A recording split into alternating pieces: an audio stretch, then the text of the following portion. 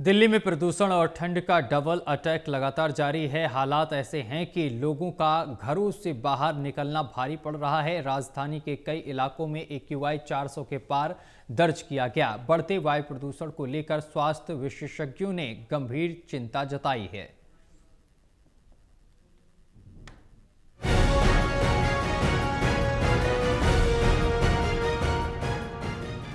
दिल्ली की हवा एक बार फिर जानलेवा होती जा रही है।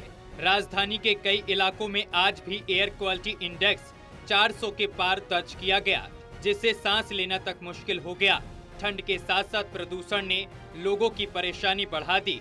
सुबह और रात के समय कोहरे का असर बना हुआ है, जिसको लेकर राजधानी में अलर्ट जारी है।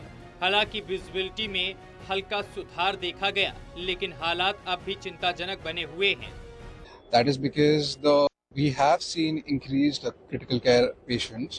That is because the PM 2.5, PM 10, the CO2, nitrogen, sulfur, all these gases, they trigger an inflammation. So if you have an underlying illness like COPD, asthma, even diabetes, they can trigger your underlying infection and can cause a lung infection. And because of which you might require increased oxygen, increased ventilator support, increased BiPAP support. So that is why we are seeing increased amount of patients these days coming to the ICU. वायु प्रदूषण को बढ़ते खतरे पर फेफड़ों के विशेषज्ञों ने गंभीर चेतावनी दी है। डॉक्टरों के मुताबिक हवा में PM 2.5, PM 10, carbon monoxide, nitrogen और सल्फर जैसे प्रदूषकों का स्तर बढ़ने से शरीर में सूजन बढ़ रही है। इसका सीधा असर अस्थमा, COPD और डायबिटीज जैसी बीमारियों पर पड़ रहा है, जिससे मरीजों की हालत और ज्यादा गंभीर हो रही है। The main complication because of any kind of exposure to toxic chemicals is an inflammation, and with this inflammation it triggers your underlying illness. So, and even with people who've not had any illnesses, even their infection, their underlying lung inflammation is getting triggered, which is causing them to get admitted in the hospital. The major long-term side effects is that you can get asthma.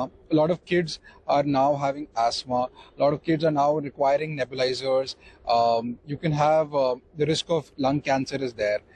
प्रदूषण के चलते फेफड़ों में संक्रमण के मामले बढ़ रहे हैं और मरीजों को ऑक्सीजन, वेंटिलेटर और BiPAP सपोर्ट की जरूरत पड़ रही है। हालात ऐसे हैं कि ICU में भर्ती होने वाले गंभीर मरीजों की संख्या लगातार बढ़ रही है। विशेषज्ञों की चेतावनी साफ है, अगर प्रदूषण पर जल्द काबू नहीं पाया गया तो आने वाले दिनों में स्थिति और भी भयावह हो सकती है। टोटल टीवी के लिए विशाल सिंह की रिपोर्ट।